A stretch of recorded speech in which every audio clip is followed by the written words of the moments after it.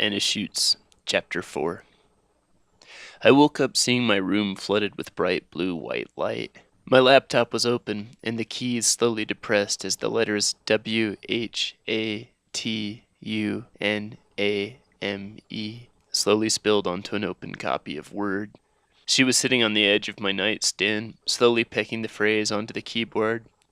Her skin looked even more pale in the glow of the laptop screen. The world outside my covers had an icy bite that nipped my shoulders and cheekbones. Her nightgown had been replaced by a long brown tweed jacket with a fur collar and a long skirt.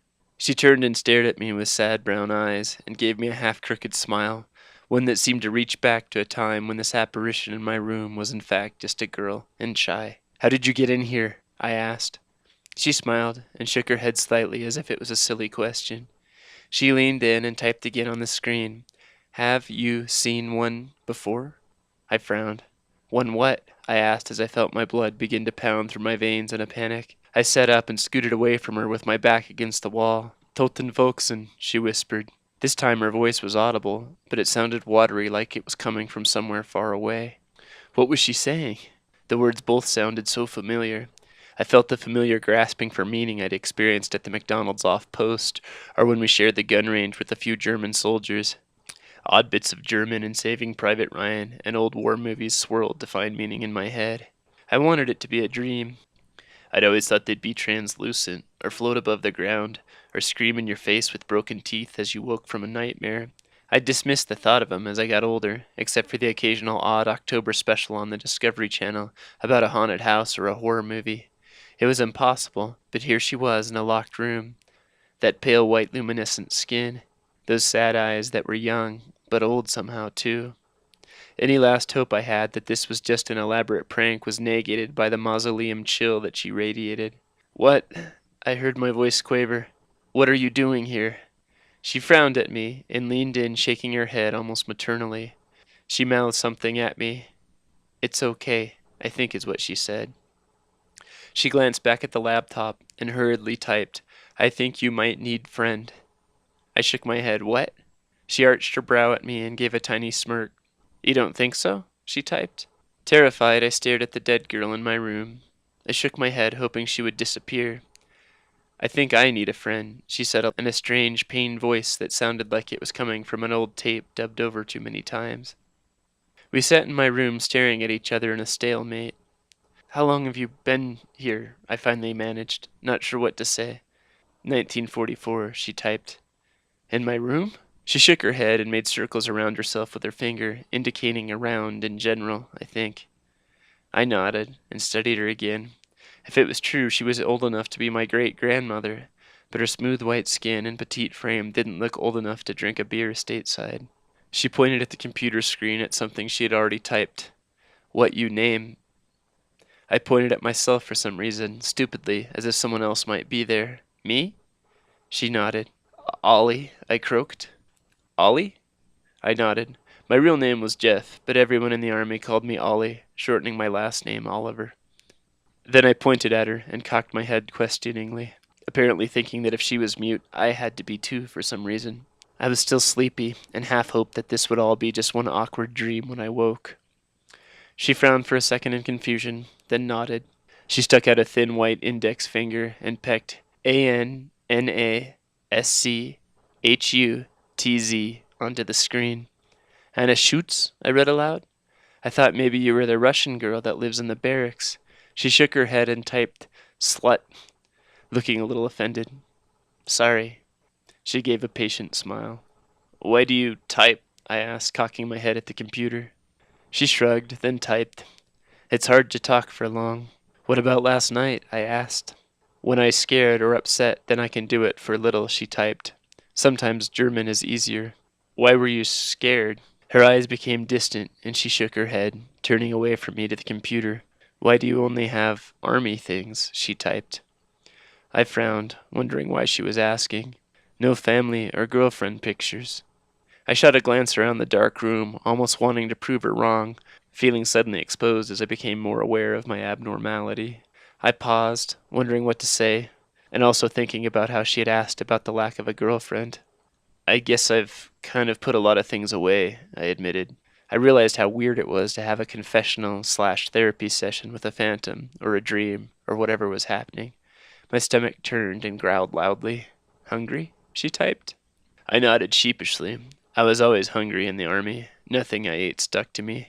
They say depressed people lose appetite, but I never did. I filled my face with everything from bratwurst to Oreos to salads, and everything in between, and yet my ribs still jutted from my torso. Do you eat?" I asked. She shook her head. "I'm sorry," I said, feeling bad about asking. She leaned over and began to peck the keys again with a slightly shaky index finger. I always wondered how Chinese food tastes. Most of the barracks lived on takeout food from the nameless Chinese/Thai/sushi places, or Geppetto's Pizza, both of which had somehow gained coveted access past the guards and barbed wire to a waiting demographic of young guys who hated cooking and who hated the chow hall food even more. "You've never had Chinese food?" Almost escaped my lips, but luckily I stopped myself. I thought again about how she had typed 1944 when it was probably long before Chinese food became a secondary staple of the German people and the rest of the world. "I guess it tastes like rice and salt and sweet," I offered, "depending on what you get." "You want to go to the Mini with me?" I asked, wondering if maybe going on a walk would prove this whole thing was just a dream. We left the barracks, walking together over the dead, slick leaves of the soccer field. It was just her and I, completely enveloped in another skiff of horror movie fog. I wondered if other people who might be out that night could see her walking next to me as we broke through the occasional thin patch in the white vapor. Her skin shone with its own light in the dark, watery night. I wanted to reach out and trace my fingertips over the white skin of her cheeks and feel the softness of her hair. She was beautiful, but I didn't dare touch her. Instead, we just meandered, enjoying the heavy stillness of the night, two beings that didn't fit in anywhere. She was quiet as we walked. I marveled at how her face could be stoic and sad somehow at the same time. Prying questions about what exactly she was doing here, and if it was real, and lots of other thoughts swirled in my sleepy brain. But for the moment it was nice just to be next to her. My feet made a wet crushing on the leaves while hers moved over them without a sound. We neared the main drag through posts, and I could see the very distant plasma-like glow of the fog-shrouded lights at the mini-mart. "How old are you, Anna?" I asked. She shrugged. "How old were you when—" I couldn't think to put it delicately. She nodded in understanding, then raised two fingers at me, then curled them into a fist, then extended a thumb as Germans do to make a 1.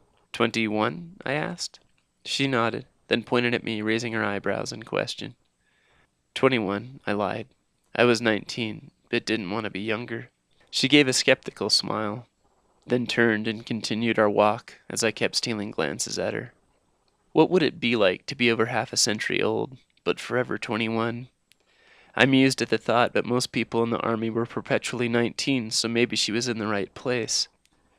We stepped off the curb, and Anna's shoulder brushed very close to my own. She radiated cold air like a moving brick of ice, but it didn't bother me. I could see those long, delicate fingers tracing over the air just inches away from my own. I closed my eyes slightly, feeling the wet air breeze over my face, and slowly moved my swinging hand closer to her own in the fog. I felt a long dormant impulse crackle through my synapses, a familiar tension like when a roller coaster reaches the top of a hill, teetering, nervous. I felt the back of my hand brush against the back of hers with a biting chill that took my breath away. My eyes opened in shock. She stopped and stared into my eyes, betraying a casual curiosity. The game was up, and I was about to turn away in shame when I felt the shocking bite of frost gripping my fingers. I looked down and saw her pale skin intertwined with mine in the fog. In spite of that horrible chill, the corner of my mouth curled into a grin. She returned an amused, knowing smile, and we walked across the street holding hands. The sliding doors of the Post Mini Mart dinged and popped open. I love the Mini, the fluorescent lights on all the time. Oversized, overstuffed American everything. Food, in quotation marks, frozen then shipped for thousands of miles so that kids from Texarkana and Duluth waiting to be loaded onto the razor's edge of the war on terror could eat Ho-Hos and Reese's peanut butter cups during their off hours. I wondered if the clerk would see Anna, or just see me strangely gripping the air next to me. But I doubted it would matter, given some of the late-night antics that go on in a mini-mart. We wandered through the aisles in no particular hurry. Anna stopped to stare at the German gummy candy. The whole country was awash in corn syrup confections cut into the shapes of almost anything you could think of. She pointed at them and mouthed something at me. I shook my head and tried to read her lips. She stuck out her thumb and pinky and held it to her head as if talking on a phone, then pointed at my pocket. Mystified, I pulled out my cell phone and held it out to her. She started pressing the keys. Those were my favorite, she typed, and pointed again at the gummies. Should I get some? She nodded. But you can't eat 'em. She shrugged and mimed eating them, pointing at my mouth, as if to say, but you can. We bought them along with a jar of Nutella and buttery wafer cookies. I grabbed a plastic knife from the condiments near the hot dog rollers, and then we strolled out the door after paying. I felt a renewed sense of happiness when she loomed near enough for me to wrap my arm around her waist. We walked past the remains of the old airfield, and I yearned for this not to end, for it not to be another lonely dream. As we moved towards the woods, I wondered if she had been here when Messerschmitts and all the other aircraft intent on stopping American and British invaders had taken off from the now overgrown runways. I wasn't about to ask, though. The sadness she exuded seemed to imply there were a lot of things she probably didn't want to talk about. For now, she rested her head on my shoulder as we sat on the overhang where I'd first seen her. I wanted to die right there. No more formations, no more psychotic people, no more dull drone of aching emptiness in the morning, no more nights of wide-eyed sleepiness. Just melt away into the moment with her forever. What's it like to die? I heard myself ask. Her head popped up to look at me as her eyes widened. Her brow furrowed slightly and she frowned, shaking her head almost like a mom scolding a child for playing with fire. She pointed at the gummies in the bag as if to change the subject and made a ripping motion, drawing her hands apart over the air. I tore the bag open, smelling the sharp sting of sugar and chemical fruit. I offered it to her. She shook her head, then pointed at me and made that eating motion again. It seemed like the rudest thing in the world to eat something she probably had wanted thousands of times over the many years right in front of her. I shook my head. She smiled patiently and made the same eating motion. I finally conceded and ate one of the cold, leathery morsels. To my surprise, they were much better than the ones in America, which I had never liked. Then I noticed her watching me eat. Her eyes were wide, and she stared at my mouth. I could see the thin tip of her tongue pass barely between her lips. I stopped mid-chew and looked at her uncomfortably. Then she slowly gave a sheepish smile and looked down at her feet. I fished a gummy out of the pocket and set it on the overhang next to her, an offering to a ghost. We sat for a while, and then I felt my cell phone begin to shift in my pocket. Anna was fishing it out between pointer finger and thumb. I watched her type, "Why you want to know about dying." I looked into her eyes and thought about telling her, about how all I thought about was self-slaughter most of the time, about how I used to wish I could find whatever magic key it would take to bring me back to life and be happy again. Maybe it was simply better to be all the way dead than in between. I should have told her, but instead I just shrugged and gave a dismissive shake of my head.